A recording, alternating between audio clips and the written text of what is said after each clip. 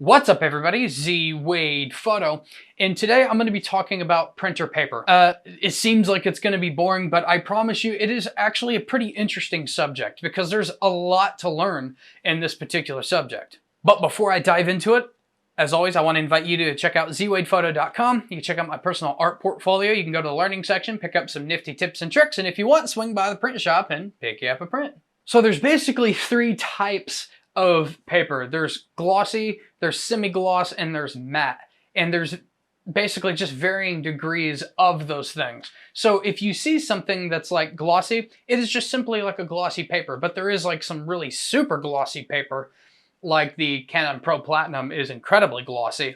And you have like, through Hahnemühle, you have like a duo matte and different like thicknesses of that matte paper, I guess. And, you know, there's all kinds of different things for semi-gloss. There's semi-gloss, there's luster, there's pearl, you know, there's all kinds of different things. But there's basically three types. The glossy is going to give you the most sheen. It's like my least favorite, probably, most of the time, because it's just so glary in my house. But matte paper has its own qualities. I mean, it's flat. There's like no reflection. And luster is kind of probably the most popular. It looks good most of the time, but we're going to dig deep into the specifics.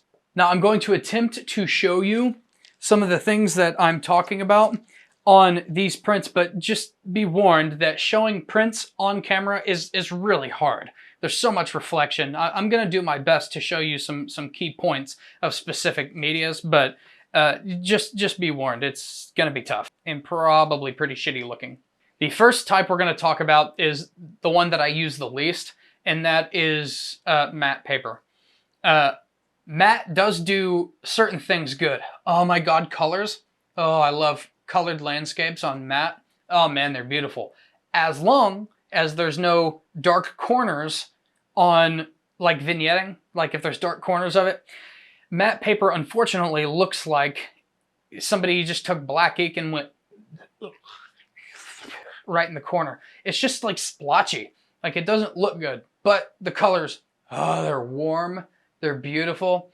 They're probably the best. Like let's be honest, in my opinion. Some people say matte is great for black and white. I totally disagree. I just don't like the way that the darks look, and a lot of my work has darks in it. Especially like if you've seen any of my bodyscape where I kill the background, dog shit on matte paper. I tried it. You don't have to listen to me. But if you don't want to dive deep into it, believe me on that, please. It looks like shit, right? Dark, super clipped blacks, awful on matte. But colors, which I'm going to show you, or try to show you right now, man, they're juicy. Okay, so here's kind of like what I'm talking about. This is the matte paper, and if you notice down in the corner, I don't even know if you'll be able to see this. This is tough. But this corner just seems a little splotch.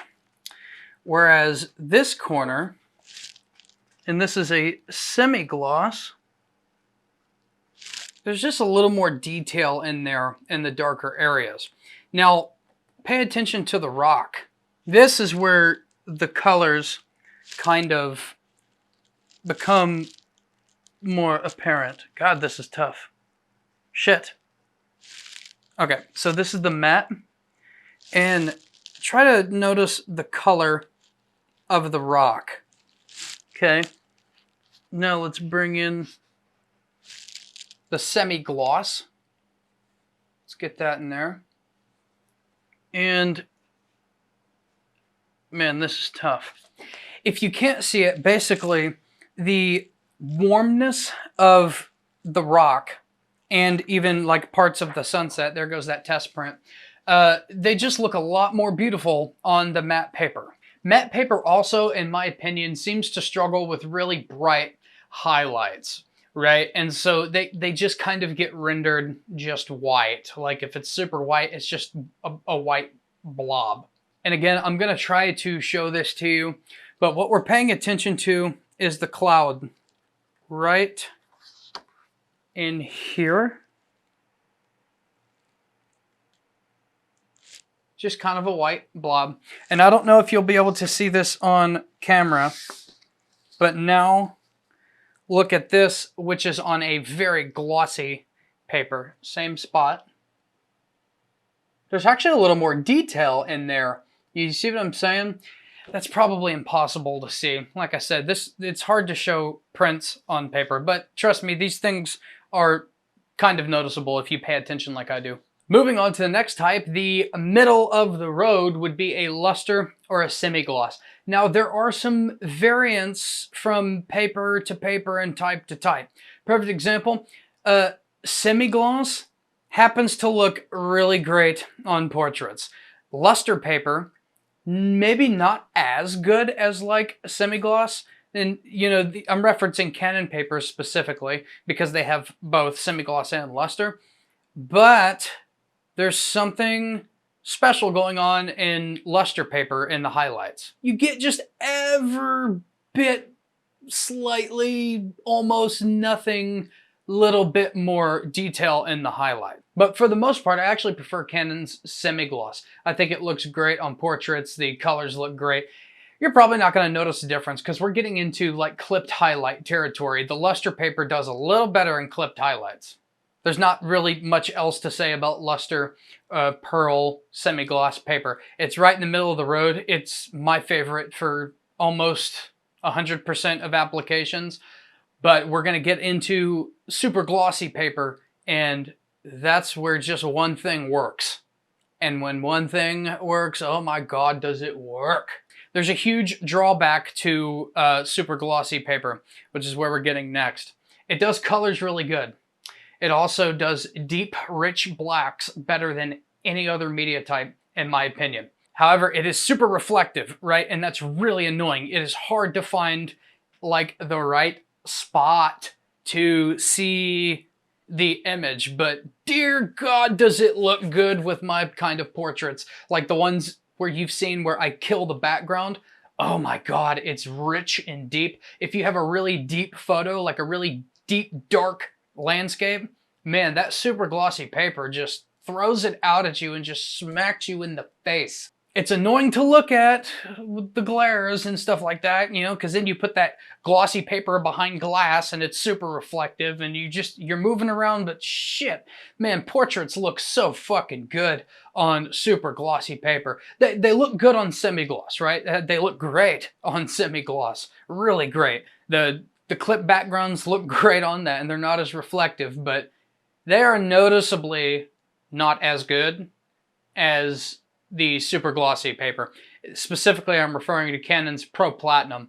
God, that's a beautiful paper for portraits. It's, oh man, there's nothing compares to it as far as black richness.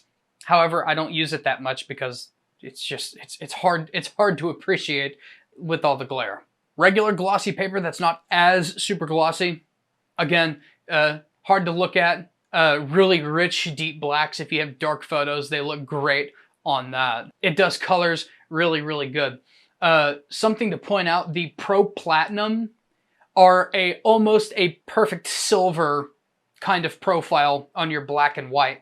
Like the luster and semi-gloss have a bit of a warmer tone, and matte papers seem to have a bit of a blue and kind of bright landscape kind of photos, but the Pro Platinum is just almost a perfect silver, if that's the kind of thing that you're looking for. I mean, it's absolutely like neutral, right? It is pretty much what it is, the black and whites look like on your screen. It looks like that on the the Pro Platinum paper. So let's recap. Matte paper, something I didn't mention, creamy colored flowing pictures like a waterfall look great on matte paper. Basically, colored photos.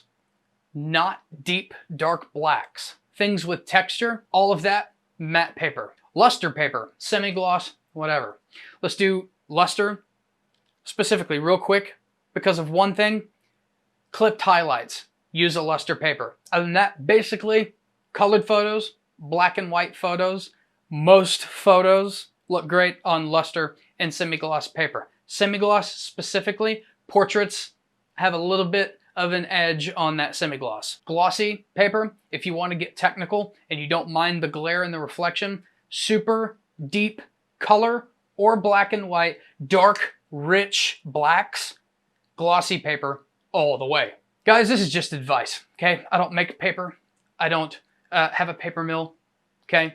I've tried out a ton of papers. These are just my thoughts. Do you agree? Disagree? In the comment section below, let me know what your favorite papers are and specifically for what kind of photos. That's a wrap of this episode of ZWade Photo. If you found this video helpful, informative, or entertaining, make sure you like, share, subscribe, consider making a small donation in the PayPal link below. All those things help this channel grow, and I will catch you in the next one.